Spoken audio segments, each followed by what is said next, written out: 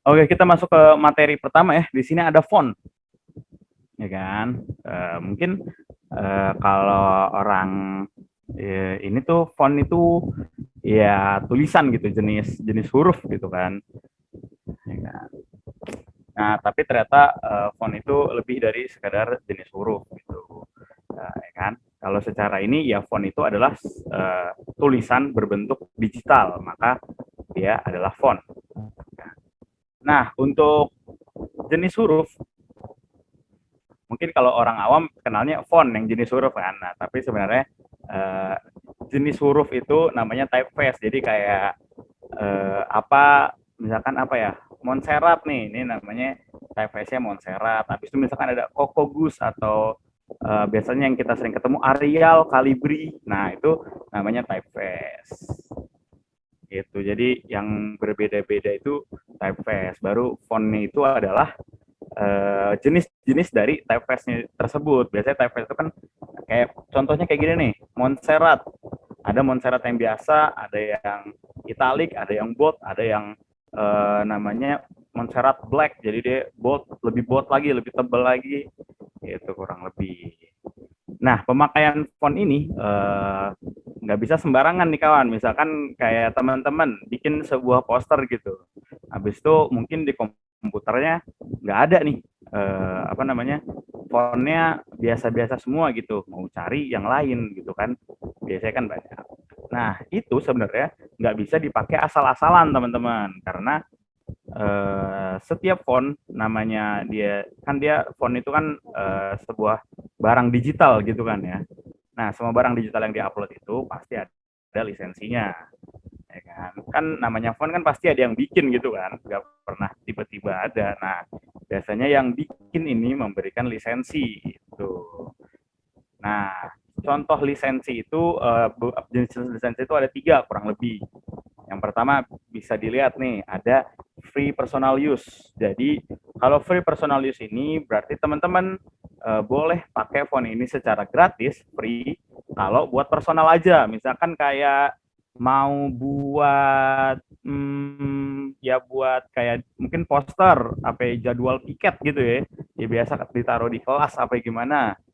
Nah, selama itu personal dan tidak dikomersialkan atau diperjualbelikan, maka itu free gitu teman-teman, aman gitu makainya. Nah ketika teman-teman nih misalkan ada sebuah font yang free-nya cuma personal use. Nah kalau free personal use ini berarti dia nggak free commercial use, which is kalau teman-teman make fontnya ini buat sesuatu yang komersial, buat bisnis gitu ya. Misalkan teman-teman seorang graphic designer gitu. Habis itu di hire sama sebuah perusahaan. Coba tolong dong bikin poster atau bikin apa. Nah, teman-teman nggak boleh pakai lisensi font yang free personal use. Karena itu namanya commercial use. Nah, kalau teman-teman ngelanggar itu, ngelanggar si lisensi ini, nah itu bisa dituntut sama yang punya font gitu, yang orang atau personal yang bikin fontnya ini, orang yang bikin fontnya bisa nuntut teman-teman kalau teman-teman memakai font yang lisensinya free personal use dipakai untuk komersial gitu. Jadi emang harus hati-hati nih. Jadi jangan lihat wah fontnya bagus nih, di situ asal pakai gitu kan. Teman harus lihat dulu dia ini apa namanya lisensinya apa. Nah, kalau teman-teman mau cari font-font buat yang personal use gitu ya, ada tuh di Dafont, 1001 Font.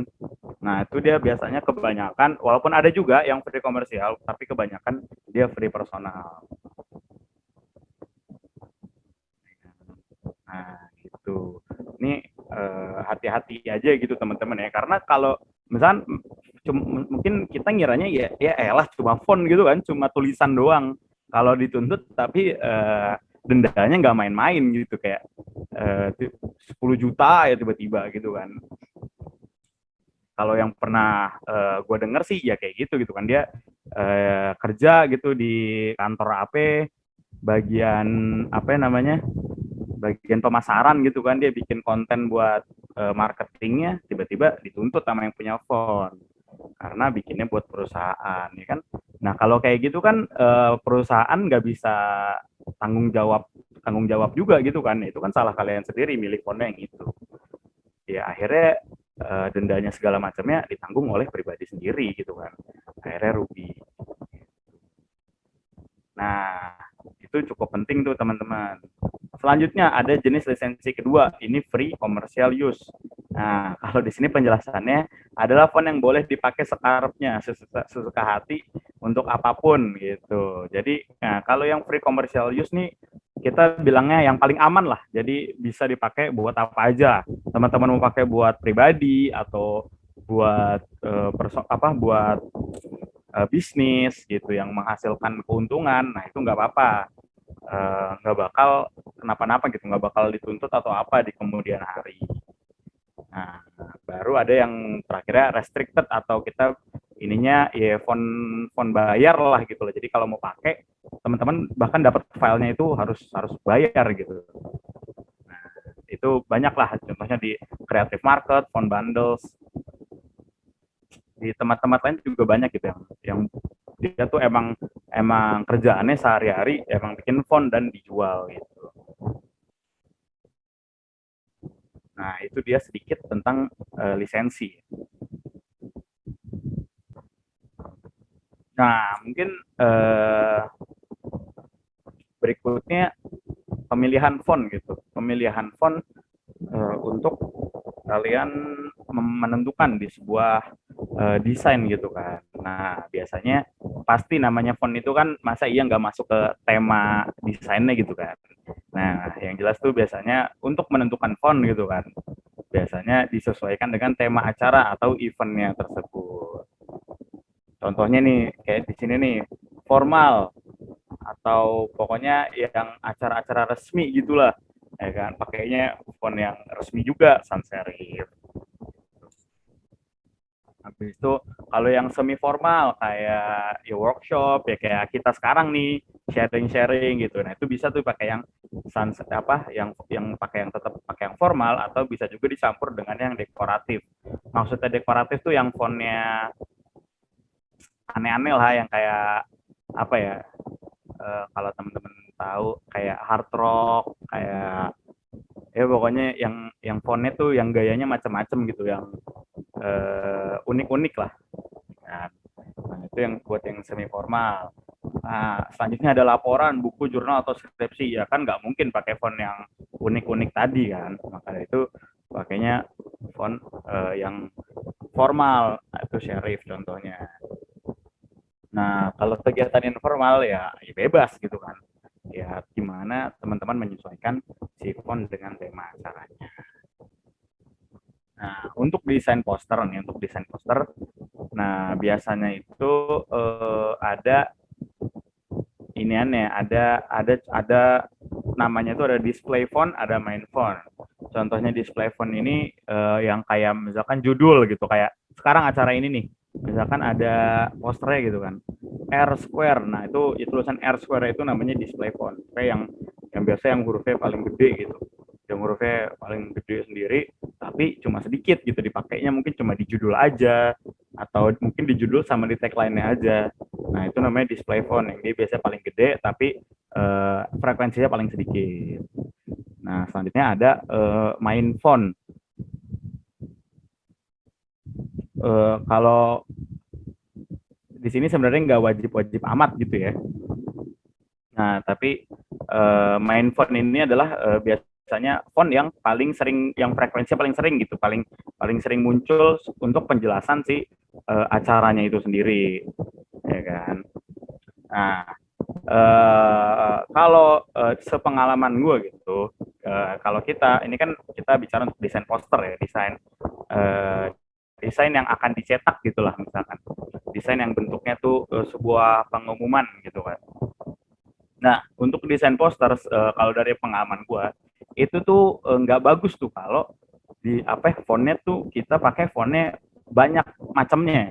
Nah, itu tuh pasti nantinya akan aneh bacanya tuh, kayak habis font ini tiba-tiba font ini gitu. maksimal untuk penggunaan untuk bikin poster tuh ya kalau kalau dari gue ya maksimal 3 macam lah. Kalau udah kebanyakan tuh nanti bacanya tuh nggak enak gitu kayak eh, apa ya kalau orang bilangnya apa ya, matanya capek gitu ya. Jadi habis baca tulisan apa nanti fontnya berubah gitu. Nah, walaupun penempatannya bagus tapi kalau fontnya macem-macem tuh nggak terlalu baik lah gitu. Kurang efisien lah. Ya kan? Karena desain itu kan kalau apalagi mendesain sebuah poster gitu ya, desain itu kan nggak murni dia tuh adalah seni gitu. Kan kalau misalkan yang seni-seni lain, contohnya kayak lukisan. Kalau lukisan gitu kan pelukisnya ngelukis abstrak, orang yang lihat nggak ngerti, itu kan nggak apa-apa gitu kan. Maksudnya itu nggak jadi masalah gitu. Misalkan orang bikin lagu atau nggak bikin puisi, nah, itu kan kalau orang selain dia nggak ngerti, ya itu kan nggak jadi masalah. Tapi kalau kita sebagai desainer grafis gitu, kalau kita bikin suatu desain gitu, nah kalau orang lain nggak ngerti itu kan jadi masalah gitu kan, karena desain ini nggak sepenuhnya tentang seninya gitu, tapi ya tentang komunikasinya juga ada. Nah, makanya jurusannya namanya desain DKV, desain komunikasi visual gitu kan. Nah, jadi sebenarnya seninya tuh ya cuma sebagiannya aja. Banyak yang harus dipertimbangkan gitu. Nah, jadi pemakaian font biasanya kalau paling banyak sebenarnya tuh yang normal tuh 2 lah. Tapi paling banyak mungkin kalau kalian kalau masih mau coba-coba apa namanya mau coba-coba gitu ya 3 lah udah paling mentok jenis font yang ada dalam satu poster gitu. Nah, contohnya kayak gini nih, ini yang biasanya nih apa namanya? Ini namanya display font. Jadi dia frekuensinya paling sedikit, tapi biasanya paling besar fontnya, paling menonjol gitu. Display font. Nah, habis itu ada main font yang isinya biasanya tentang keterangan-keterangannya. Itu, ya kan. Ada yang mau ini, yang mau sharing-sharing apa gitu? Kalau menurutku sih poster yang bagus itu bagaimana menyampaikan sebuah informasi yang jelas Nah, dan tepat. betul, betul, betul. Ya kan. Nah itu dia tadi kayak gue bilang tadi kan. Jadi namanya desain grafis itu nggak semuanya tentang seni gitu. Karena kita menggabungkan antara seni dan komunikasinya juga. Komunikasi. Oke, mungkin segitu aja ya kira-kira ya buat tentang font gitu ya. Kita lanjut ke materi berikutnya. Ada yaitu layouting. Nah, deng deng deng deng. Nah, ini tuh sebenarnya materi yang sangat fundamental, tapi ini yang sangat menentukan apakah desain lu itu nanti bagus atau enggak. Ya, adalah layout. Apalagi untuk desain-desain yang kayak poster, ya, yang banner, gitu-gitu kan, layout tuh sangat penting gitu ya. Layout ini terbagi menjadi 3, oh 3, 5.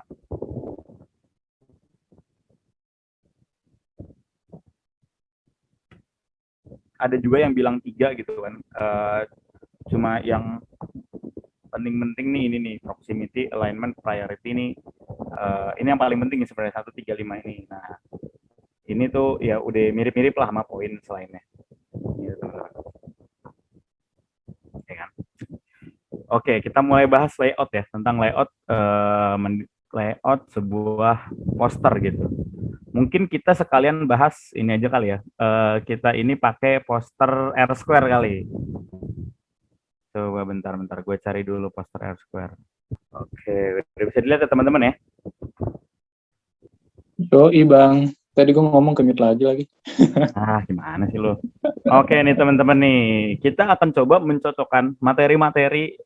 Jadi kita akan membedah poster R Square ini. Iya, kita coba nih kita cocokkan dengan materi-materi fundamental tentang layout. Apakah dia memenuhi atau tidak gitu kan? Ini.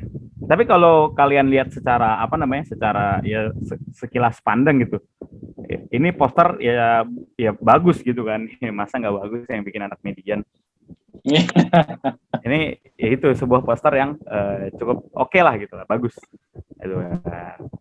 Tapi apakah dia memenuhi apakah poster bagus ini itu memenuhi syarat-syarat, bukan sebenarnya bukan syarat, sebenarnya teori-teori fundamental tentang layout ya kan. Coba kita ini. Yang pertama ada proximity.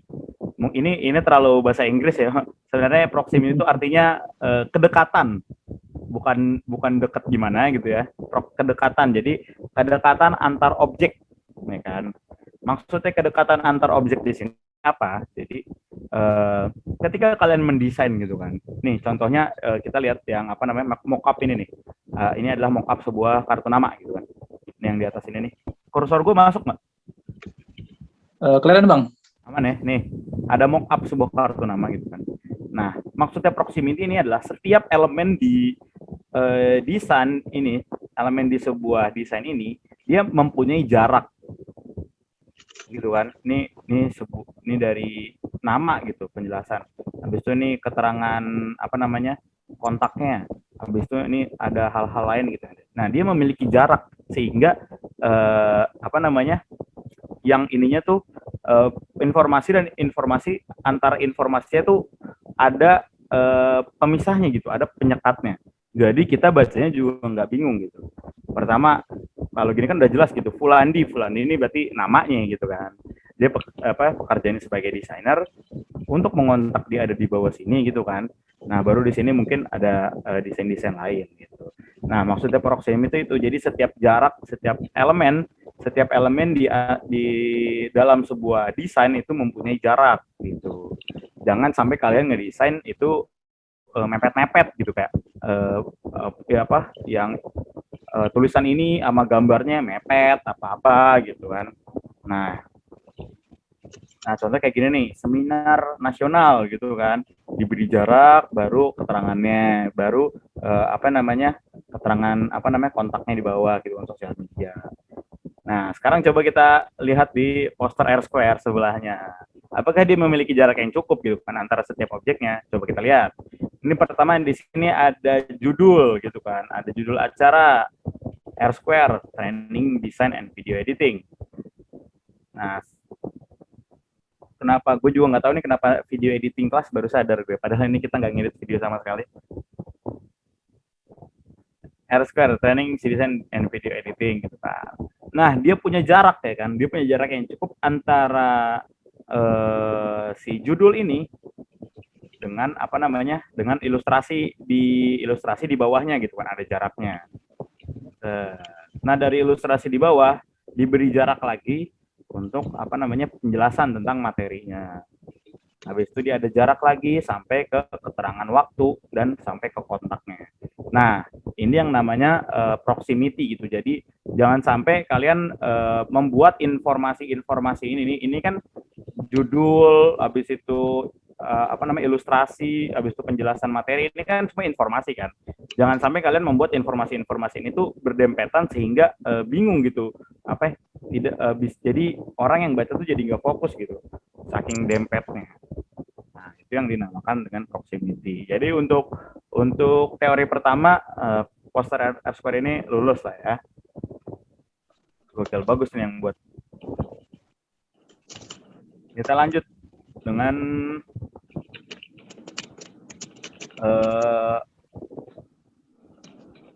kedua.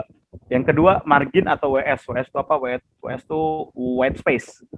White space itu maksudnya adalah space kosong gitu. Nggak mesti white, tapi dia adalah space kosong. Nah, margin yang pertama margin. Jadi kalau dilihat dari ini yang atas tadi, apa namanya mockup kartu nama ini ya kan, dia punya margin yang sama gitu. Jadi Fulandi desainer ini sejajar nih sama bawahnya, ya kan, sejajar juga atasnya sama gambar-gambar di sampingnya gitu kan. Nah ini dinamakan margin. Jangan sampai beda-beda gitu. Misalnya Fulandinya nih mepet sama kertas yang ada di atas gitu. Tiba-tiba yang kontaknya ini mepet sama ujung kertas yang di samping gitu. Ujung kanvasnya yang di samping. Itu kan kelihatannya nggak enak gitu kan. Nah, bagus akan bagus kalau teman-teman menyesuaikan gitu. Jadi atasnya mulai tulisan dari sini, maka bawahnya juga. Gitu teman-teman. Nah, kayak gini nih, seminar nasional. Ini kan berarti dia alignment-nya kan di tengah. Nah, berarti yang bawahnya bisa ngikutin di tengah juga gitu. Jangan sampai bawahnya ini tuh nggak tengah gitu. Contohnya kayak gini nih, satunya sini tiba-tiba kabur gitu kan. Tiba-tiba ada satu keterangan yang beda sendiri gitu tempatnya, kan ngelihatnya juga kayak gimana gitu, kayak gregetan gitu ngelihatnya kan, aduh kayak geser, ini kalau bisa digeser gitu kan, jadi gregetan sendiri men. Iya. Nah, coba kita lihat nih, ini margin gitu ya, margin tuh samping-sampingnya. Oh, sebelum kita lanjut, kita ini lo bahas namanya white space. Margin itu biasanya lebih identik dengan yang di pinggir-pinggir ini margin. Kalau white space itu sebenarnya kurang lebih kayak proximity, kedekatan atau jarak di antara setiap elemen. Jadi kayak Fulandi desainer nih ada space di sini kan. Ini namanya white space nih. Jadi space emang yang nggak boleh diisi untuk memberikan kayak penyekat gitu, itu namanya white space. Jadi kayak di sini judul gitu ya, mungkin headline-nya di sini diberi white space sedikit, baru ada informasi lagi. Sama juga kayak yang ini nih, seminar nasional ada white space-nya dulu nih, baru ada informasi lagi di bawahnya. Nah, itu yang membuat kita tuh sebagai yang ngebaca posternya tuh jadi enak bacanya. Gitu teman-teman. Jadi mungkin bilangnya kayak mata kita tuh ada istirahatnya gitu. Jadi nggak huruf lagi gitu. Jadi harus diberi sekat gitu, namanya white space, ya kan? Jadi jangan sampai bikin desain tuh mepet-mepet gitu ya. Nggak bagus nanti kelihatannya. Oke, coba kita ini lagi, kita apakah poster ini masuk gitu dengan margin nih. Kita lihat paling atas nih, di sini paling atas ada logo Himatika dan Manukatara. Apakah dia marginnya sama gitu kan? Ya kalau dilihat secara kasat mata gitu ya, ya udah oke lah ya. Udah oke ya, margin atasnya udah oke, ya kan? Sampingnya juga nih, dia mulai hurufnya dari sini. Teman-teman. White space-nya jaraknya antara informasi juga udah ada gitu kan.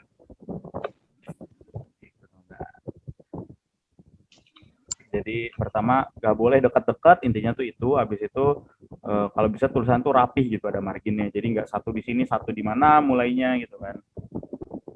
Oke. Tadi kita udah proximity, udah margin. Yang ketiga alignment. Nah, ini alignment.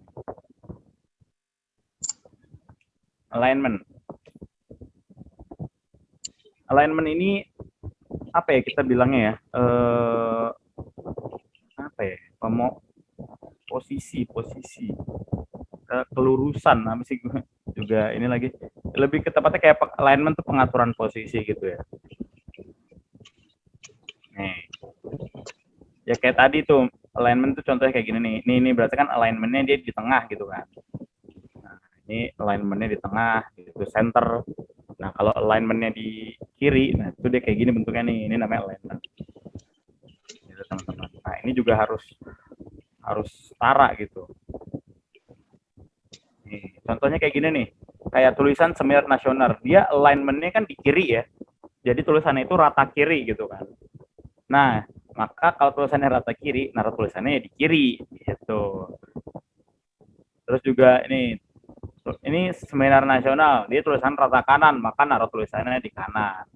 Jangan kebalik, tulisan rata kiri ditaruh di kanan, itu jelek, jadinya tuh aneh gitu kan. Terus juga tulisan rata kanan taruhnya di kiri, kan jadi aneh gitu. Nah, terus juga yang parah lagi kalau ada tulisan rata tengah, tapi ditaruhnya nggak di tengah. Ya gitulah. Jadi mencocokkan dengan alignment-nya yang teman-teman bikin gitu. Kalau alignment-nya rata kiri, ya ditaruhnya ke kiri. Kalau alignment-nya rata kanan, taruhnya di kanan. Alignment-nya tengah, ya taruh di tengah gitu kan. Biar nggak rancu gitu jadinya, biar enak bacanya. Ya gitu buat alignment. Kita cek lagi, apakah dia ada yang rata kiri habis mepet di kiri, ya kan? Ini R square, rata tengah ada di tengah, oke, dia tengah ada di tengah. Ya mungkin layout dan composition ini jatuhnya ilustrasi kali ya. Jadi dia rata kiri tapi ada di tengah, ya oke lah. Sama dia nggak mepet kanan. Nah ini juga nih, ini tulisannya kan alignment-nya rata kiri. Habis itu dia mepet kiri, betul. Gitu teman-teman. Ini sampai 3 poin ini ada yang ini nggak? Ada yang bingung gitu nggak? Duh, gue ngomong mulu dari tadi ini. Pada ini nggak? Ada yang maksudnya di sini santai aja gitu ya. Kalau emang teman-teman mau tahu lebih lanjut gitu, mau nanya apa gitu. Mungkin ada yang mengganjal dari penjelasan gue tadi. Santai aja ya, langsung aja nanya, boleh banget. Kalau gue sih udah ini banget Bang, udah dengan jelas dijelasin kan oleh lu. Nih, si Misbah nanya nih, gue belum agak sempat baca. Bang, kalau font di Canva itu lisensinya apa ya? Nah, gue bukan orang yang sering pakai Canva ya. Gue jarang banget pakai Canva kalau ngedit. Jadi gue kurang tahu nih ya kan, apa coba kita mana nih Misbah.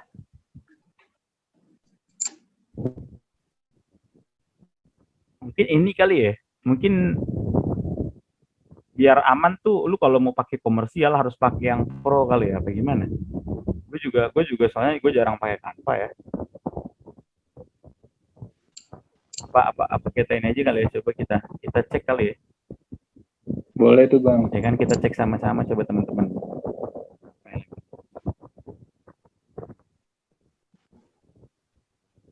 Canva font license. Ya kan sama, gue juga sama-sama nggak tahu soalnya gue jarang pakai Canva. Ya kita sistemnya sini belajar bareng ya kan. Kita di sini mah sharing-sharing aja, maksudnya gue juga bukan siapa-siapa gitu kan. Oh, tetap beda-beda. Siapa namanya Misbah. Ini ada 50 free commercial font. Cuma 50 doang sih kan Pak ngomongnya juga.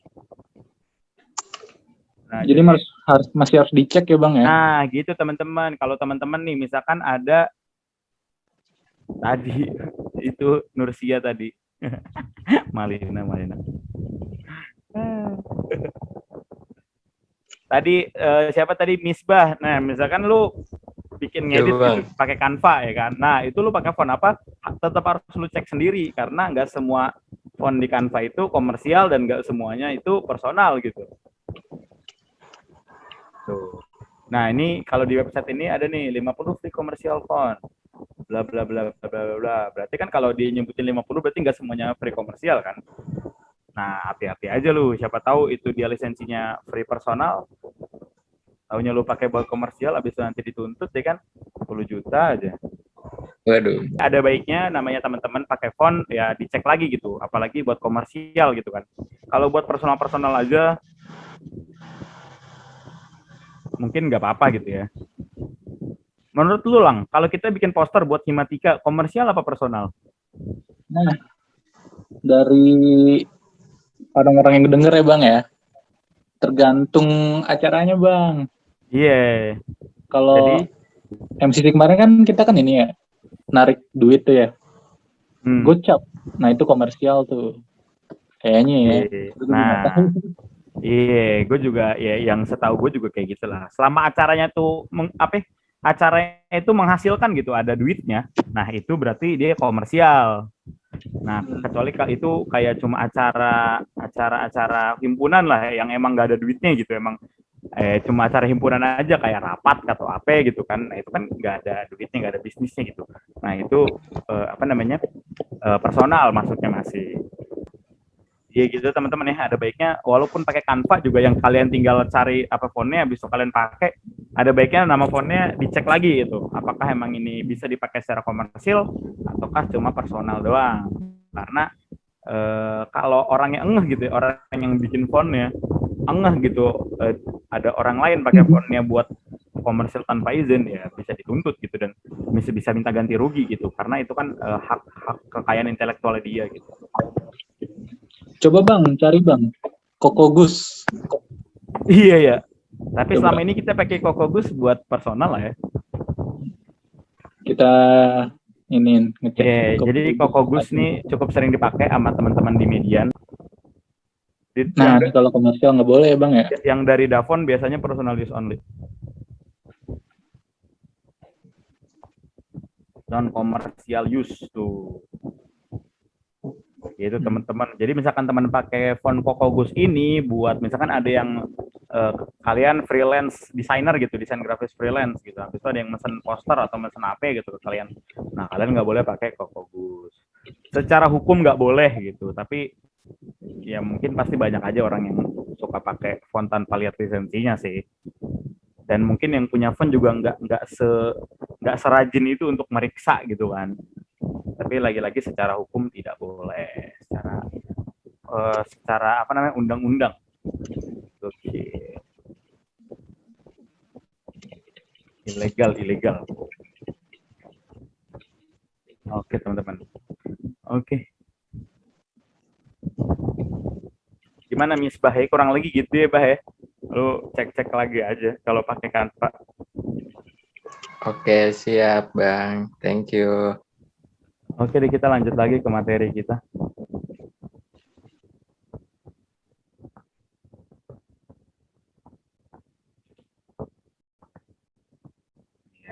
Ya kita ya kalau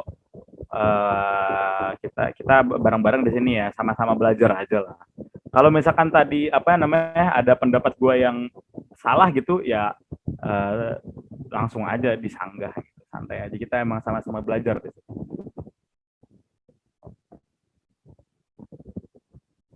Nah, oke, jadi semuanya aman ya sampai nomor 3 ya. Ada tadi proximity atau kedekatan antar objek, antar elemen di desain.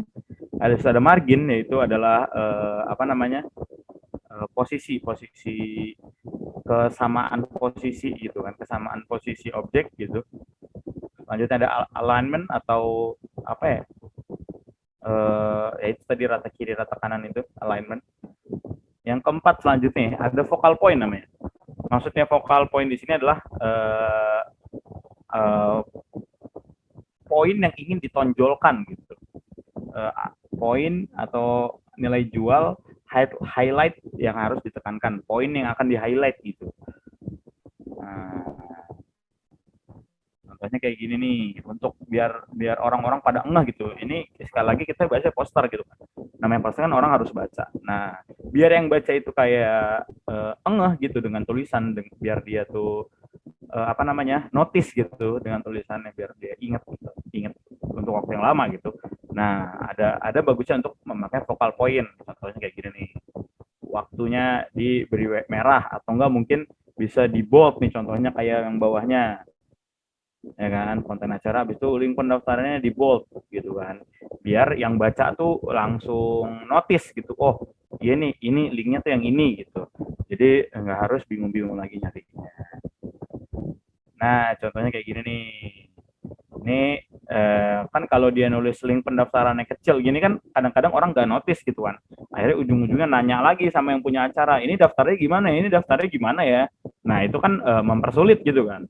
Nah, ada baiknya tuh kita membuat si link pendaftarannya ini atau informasi-informasi yang penting itu di highlight, dibikin dia kelihatan gitu, dengan cara memberikan info-info yang penting tadi, focal point gitu teman-teman.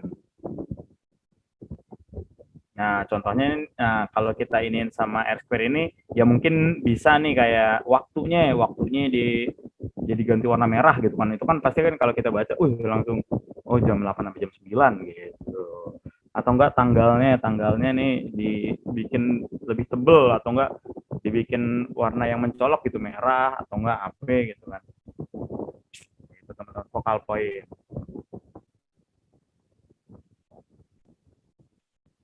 Nah, yang nomor 5, priority.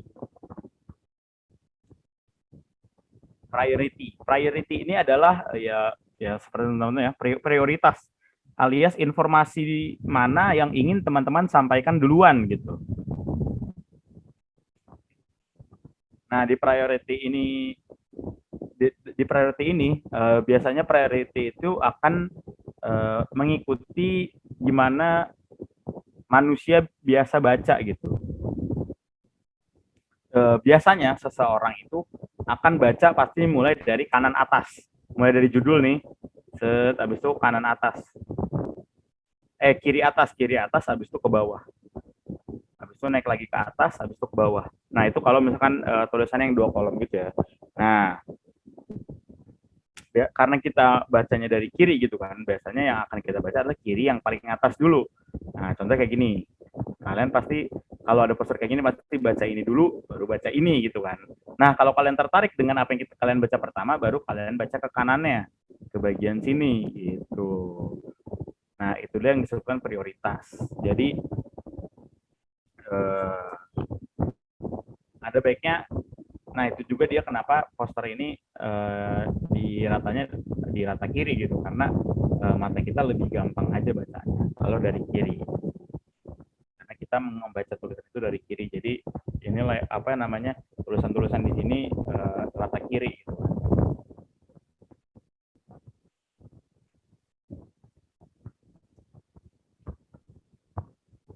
Gitu teman-teman. Jadi apa namanya,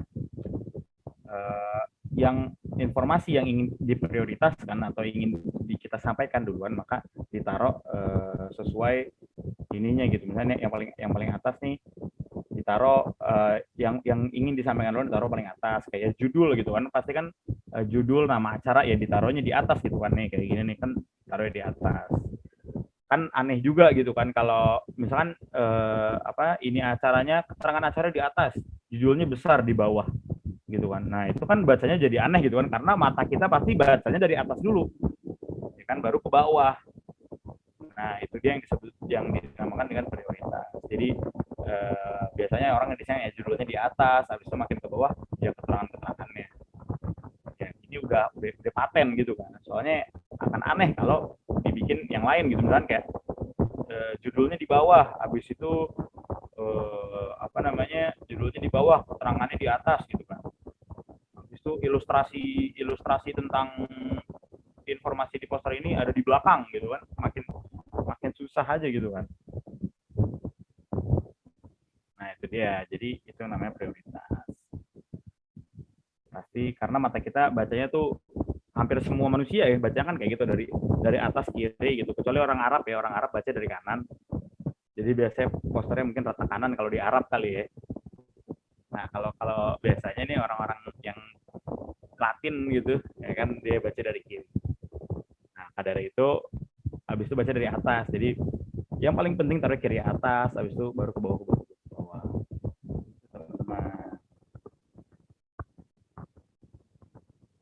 Nah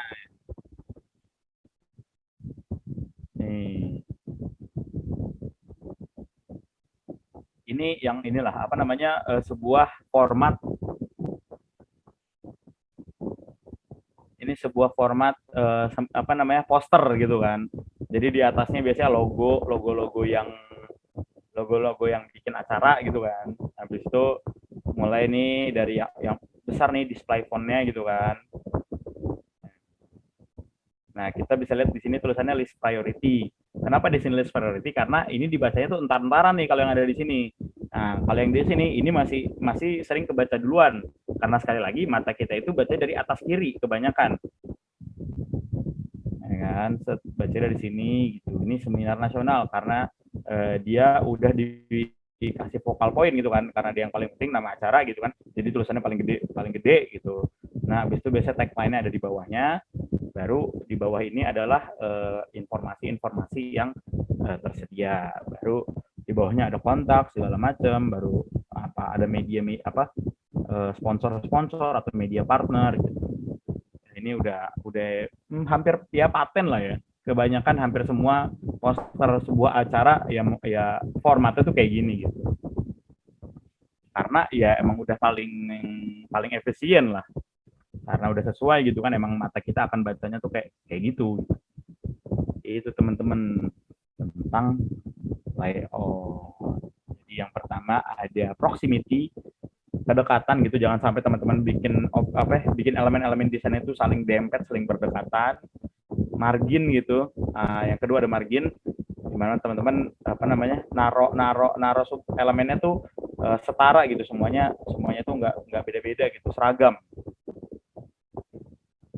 Jika ada alignment, yaitu pengaturan posisi ya, kalau rata kiri di kiri, terus ada focal point, memberikan memberikan highlight kepada informasi-informasi yang penting.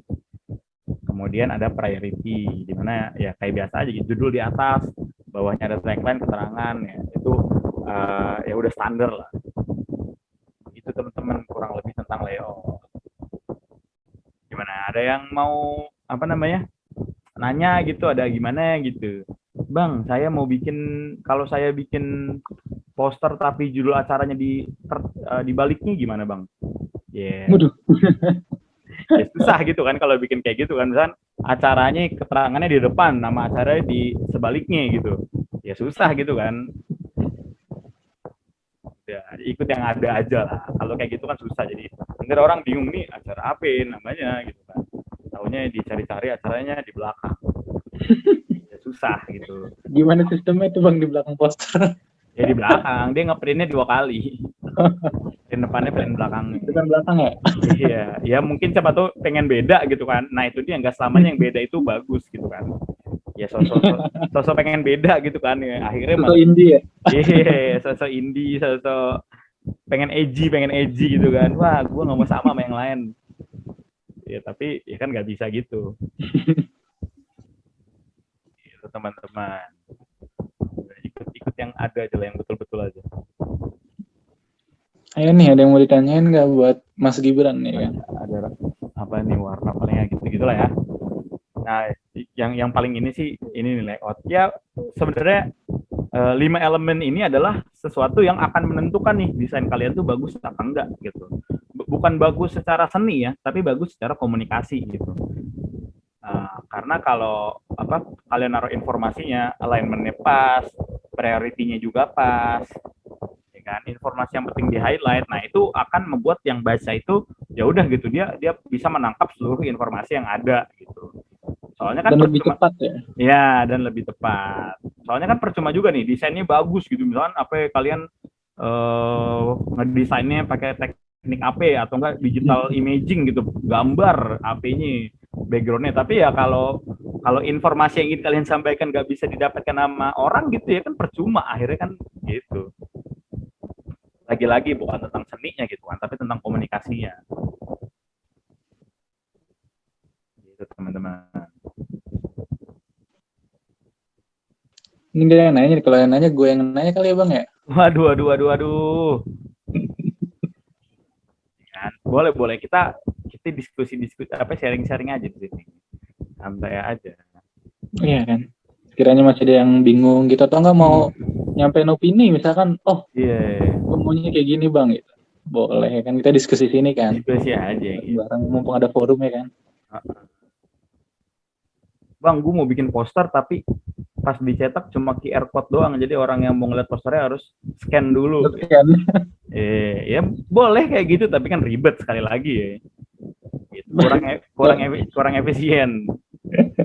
Taunya di scan yang kebuka QR code lagi. Waduh. Bahkan emang isinya cuma ya emang QR code doang gitu. Aduh. Gimana nih teman-teman? Apa tuh lah? Lu ada yang bingung lah? Kalau tagline tuh, nah kalau di R-Store ini kan di bawah ya tagline-nya ya, back to the basic, layouting and font. Tapi kadang-kadang ada juga tuh yang di atas. Nah menurut lu aja kali ya, itu enakan di atas apa di bawah tuh? Kalau tagline tuh? Tagline enakan di atas apa di bawah? Kalau gue sih di bawah, sekali lagi, walaupun dia hurufnya lebih kecil ya, enakan di bawah, karena ya tadi sesuai priority tadi.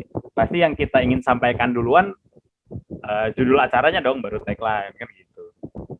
Jadi kalau menurut gue sih ya tetap di bawah tuh udah paling efisien. Udah paling pas ya? Iya, paling pas tuh di bawah ya. Tapi kalau lu mau taruh di atas, ya sebenarnya sih oke aja gitu. Not a big problem. Soalnya ya namanya judul sama tagline tuh kan ya sama-sama, ya pentingnya sama lah, tapi kan biasanya orang ingin menyampaikan judulnya dulu baru tagline-nya kan gitu.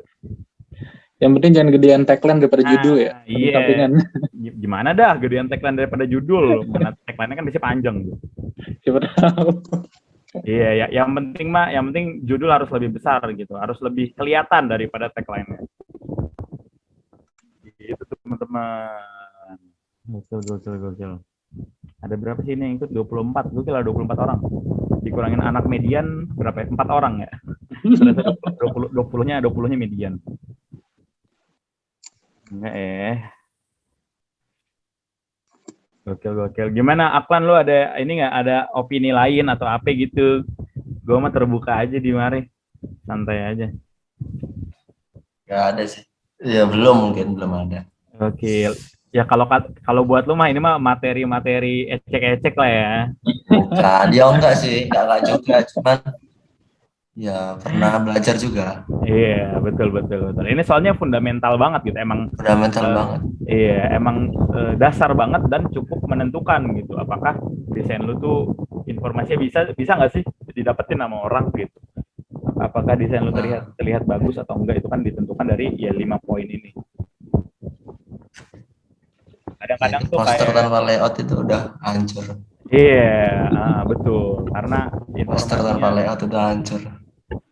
Informasinya nggak bisa didapatkan gitu kan. Betul. Iya. Gimana nih teman-teman yang lain? Mau nanya dong. Boleh banget, Misbah. Izin tanya ya. Iya, silakan.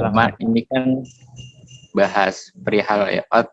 Nah, kalau gue lihat-lihat di yang poster R-Square tuh kayak gimana Bang ya? Di bagian atas tuh kayak kosong gitu loh Bang. Ya, pakai prinsip yang proximity atau margin tadi kan kayaknya ya gitu deh, di paling atas tuh kosong banget gitu loh. Nah, itu ya. Terus yang kedua, gua kan masih itu ya pakai Canva. Di Canva itu kan banyak template. Nah, efeknya tuh kayak gue jadi susah gitu loh Bang, kayak bikin dari awal asli gitu. Nah, gue mau coba buat kayak keluar dari kebiasaan itu. Keluar dari zona nyaman. Gokil. Nah, ya kayak bisa lah bikin poster tuh benar-benar dari satu kanvas kosong. Nah, itu gimana Bang caranya? Oke. Buat meningkatkan apa namanya ya, kalau biasa tuh sense of art kayaknya deh. Iya, betul. Sense of art. Jadi gitu, Bang. Lu bikin dari nol gitu ya, dari blank page. Oke, kita jawab dulu yang pertama kali ya. Sebenarnya gue nggak tahu ya, karena gue bukan yang bikin poster ini. Tapi gini, Misbah, ini kan poster buat di IG Story ya kan. Nah, kalau IG Story tuh atasnya ada foto profile sama yang garis-garis story itu. Makanya si informasinya ini poster itu kayak dimulai dari di bawahnya gitu. Kayaknya sih gitu ya. Ya nggak? Lu? Yang bikin si Galuh kan ini kan? Galuh bukan? Apa Vida? Wisnu. Ya benar begitu tapi. Ya kan betul kayak gitu ya? Iya. Iya gitu, Bah. Jadi atasnya tuh kan kalau di IG tuh kan ada foto profile sama garis-garis itu kan. Jadi emang dibikin space buat itunya. Ya sebenarnya sih ya gara-gara di share-nya di Instagram gitu ya. Itu sih sebenarnya. Nggak ada alasan lain. Gitu. Habis itu buat yang ini kali ya, meningkatkan sense of art gitu. Aduh, anjing gue ngasih tips kayak yang jago aja gue. Enggak, gue serius. Kalau menurut gue gitu, kalau tips-tips dari gue ya, sebenarnya gue juga suka pakai template gitu sih, tapi tetap gue olah lagi, karena gue biasanya ngambil template-nya itu dari free pick gitu kan, dia masih editable. Kalau saran dari gue sih ya coba pakai aplikasi yang lain gitu, kayak yang benar-benar dari kan. Kalau bikin dari kosong di Canva emang susah gitu ya kan, di situ kan nggak bisa ngebuat objek gimana gitu kan. Gue jujur kalau gue pakai Canva malah bingung gitu, kayak buat ini tuh kayak gimana dah. Nah, jadi mungkin bisa nih Bah, lu kayak coba-coba misalkan kalau misalkan lu coba aja pakai Corel Draw atau pakai Adobe Illustrator gitu kan. Ya mungkin pakai Photoshop juga oke. Nah, biar lu dari nol tapi punya tujuan kemana gitu kan. Lu bikin dari kertas kosong tapi punya tujuan. Nah, itu paling lu harus cari inspirasinya lagi. Kayak misalkan lu mau buat poster yang temanya apa. Nah, ntar lu harus cari inspirasinya lagi dari web-web yang disediakan gitu. Kan kayak dari apa biasanya? Pinterest atau dari Freepik. Nah, baru ntar lu olah lagi gitu. Jadi biar lu dari nol tapi lu punya tujuan kemana gitu. Kalau dari gue sih kayak gitu sih. Jadi emang coba aja ngedesain pakai yang ya aplikasi desain gitu kayak Illustrator atau CorelDRAW atau mungkin kalau yang gratis dan ringan ada namanya Inkscape. Tapi ya tentu nggak sebanyak yang lain gitu ini aneh ya. Fitur. Ya fiturnya nggak sebanyak yang lain gitu sih kalau gua dulu kayak gitu. Jadi tetap mulai dari awal tapi nyari inspirasinya tetap dari internet dan biar gua tahu gitu gua mau kemana nih hasil akhirnya apa nih. Jangan takut untuk jelek ya Bang ya. Maksudnya kan kita semua start somewhere ya kan. Kita semua mulai dari nol gitu kan. Nggak ada yang lahir habis itu bisa ngedit di Photoshop gitu kan, nggak ada. Semuanya juga belajar gitu, santai aja. Kalau emang belum. kalau emang lu ini gitu ya nggak apa-apa gitu. Walaupun sebenarnya walaupun lu fokus pakai Canva gitu, misalnya lu pakai Canva udah jago banget nih. Kayak temennya si Gilang, ada temennya Gilang Canva-nya jago banget gitu. Kayak jagonya tuh jago banget gitu kan. Jadi kayak dia bisa bikin apa aja di Canva gitu ya. Ya nggak apa-apa juga gitu. Lu nggak mau mulai ngedesain dari awal ya nggak apa-apa juga. Tapi ya kalau emang lu mau emang ningkatin sense of art gitu kan, ya ada baiknya gitu lu mulai ngedit pakai aplikasi edit yang lain gitu, emang mulai dari nol. Itu sih kalau sepengalaman gue gitu. Gimana, Bang? Oke, paham Bang. Berarti emang sekalipun mulai dari kertas kosong gitu, kita tetap kayak explore di kayak Pinterest gitu ya Bang ya, buat referensi. Berarti kalau kayak gitu tantangannya nggak boleh plagiarisme dong Bang? Iya, betul. Kayak sebenarnya ada life hack-nya, Bang. Jadi ketika lu meniru dari, misalkan lu searching gitu di Pinterest kan, lu mau bikin sesuatu, bikin poster gitu. Habis itu lu nemu, wah ini posternya bagus dan ininya sama gitu, mungkin temanya mirip sama tema gua. Nah, ketika lu cuma niru poster itu namanya plagiarism. Itu namanya plagiat. Tapi ketika lu, wah ini ada poster satu bagus, wah yang lain juga bagus. Akhirnya lu niru, tapi lu niru dari dua poster itu gitu. Mungkin 2 atau lebih 3 gitu. Wah, gue mau ngambil ini dari sini, ininya dari sini gitu. Mungkin headernya display fontnya ini, tapi nanti keterangannya pakai modelnya yang kayak gini. Nah, itu namanya inspirasi. Gitu. Jadi kalau bisa lu jangan plek-plek ngikutin satu jenis gitu. Nah, kalau itu bisa disebut plagiat gitu kan, karena lu cuma ngikutin dia doang. Tapi emang kalau lu ini dari banyak, nah itu namanya inspirasi. Gitu. Kalau gue sih ininya gitu. Life hack yang gue pakai kayak gitu.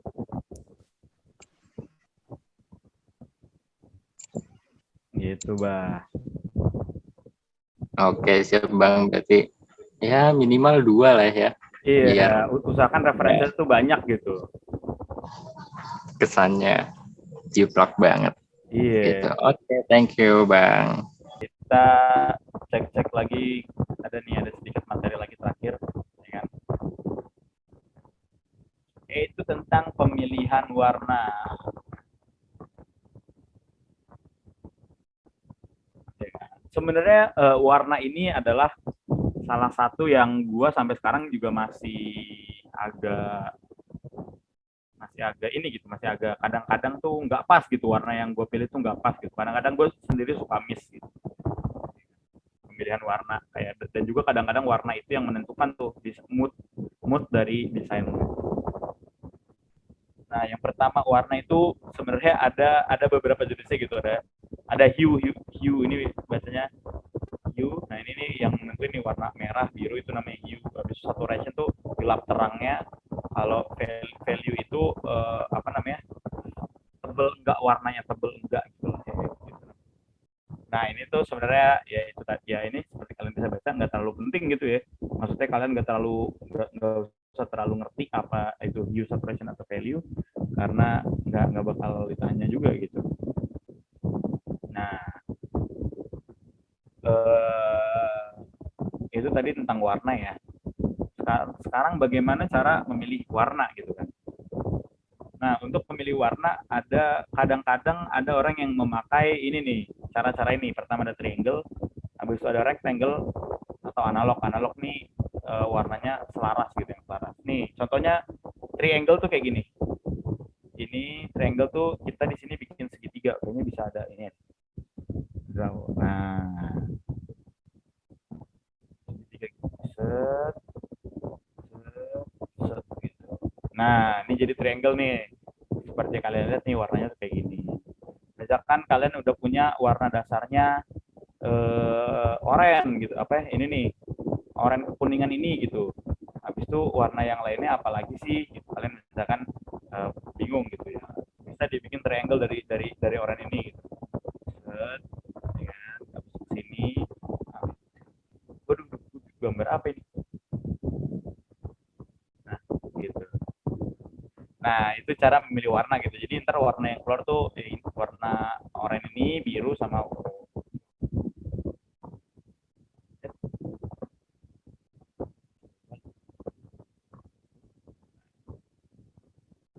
Gitu, teman-teman. Ini salah satu cara memilih warna gitu.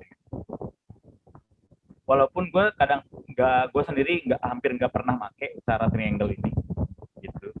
Gue biasanya kalau warna tuh bener-bener cuma pakai feeling aja. Jarang gue pakai teori-teori yang kayak gini. Ya kan. Habis itu selain triangle ada lagi ini namanya rectangle. Contohnya rectangle itu berarti kalian bikin segi empat. Contohnya gini. Segi empat set gitu kan. Habis itu ke bawah. Habis itu sini. Ini salah segi empatnya kayaknya. Harusnya ini ya, harusnya warna biru nih. Ya kan yang kena segi empat.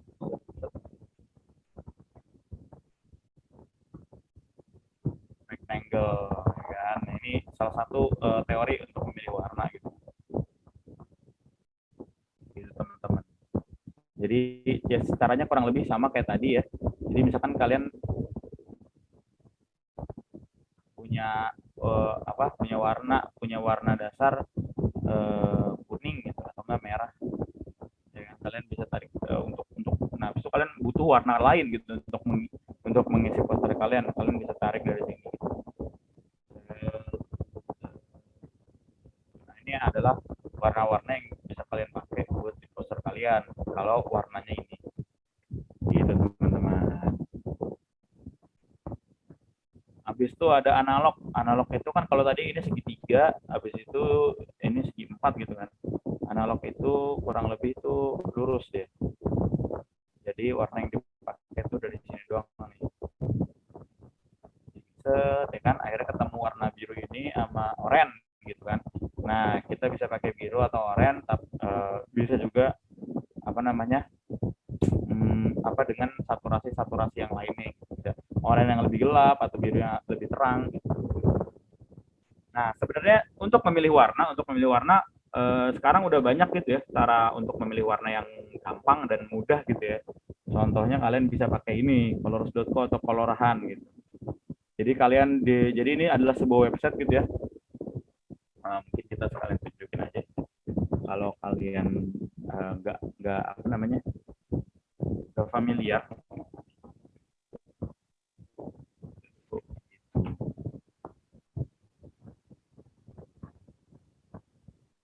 Nah, jadi ini adalah website di mana kalian bisa mencari palet warna yang cocok gitu. Mencari palet namanya. Jadi ini adalah generator palet. Nah, ntar tinggal kalian ini nih apa namanya ininya mau diganti apa gitu, warnanya apa, nanti paletnya keluar. Palet itu kayak kumpulan warna yang cocok gitu ya, itu namanya palette. Nah gitu teman-teman. Nah sekarang udah banyak nih kayak gini. Nah daripada kalian bingung-bingung tuh kan milih warna apa gitu, warna ini enak bagusnya dicampur sama warna apa ya. Nah kalian langsung aja pakai website-website gratis ini. Gitu. Lagi cara menentukan warna ya kan, kalau pakai feeling ya lagi-lagi ya gitu aja, cuma kayak temanya apa, nuansa caranya gimana gitu. Acaranya Ini selanjutnya buat bulan depan aja nggak sih Bang ya? Si warna kan kompleks banget ya, dan kita juga udah 9:30 ya kan? Oh iya, udah kelamaan ya. Gokil. Kok lu pada diem aja? Betah bener. Lanjut. Wah, ternyata masih banyak sekali. Ya udah, kita cukupkan dulu kali ya sampai sini gitu ya. Ya gitulah, ada cara memilih warna, cara membuat palet ya, kurang lebih enaknya sih langsung pakai website ini aja daripada lu bingung-bingung gitu kan. Ya kurang lebih sih gitu. Ya, gitu aja teman-teman buat malam ini. Gimana, mungkin sebelum ditutup boleh banget kalau ada yang mau nanya-nanya lagi atau mau sharing-sharing lagi gitu tentang desain. Ya kan, misalkan di sini ada yang buta warna nggak nih? Waduh. Iya, siapa tahu kan. Iya, kebetulan Gilang buta warna ya. Jadi dia seorang desainer tapi buta warna. Jujur gue waktu pertama tahu sih kaget gitu lah. Terus lu gimana nentuin warna anjir? Iya, dia pakai website ini tadi. Dia pakai itu life hack. Ya, life hack kayak gitu. Jadi kalian tetap bisa mendesain walaupun buta warna. Gitu ya teman-teman ya. Oke deh, mungkin kalau teman-teman nggak ada yang mau ini, misal kira-kira udah aman gitu semua tentang materi-materi yang tadi gue bawakan gitu ya, mungkin bisa ditutup aja gitu. Terima kasih buat teman-teman yang udah hadir. Gue Gibran Givari undur diri. Wassalamualaikum warahmatullahi wabarakatuh.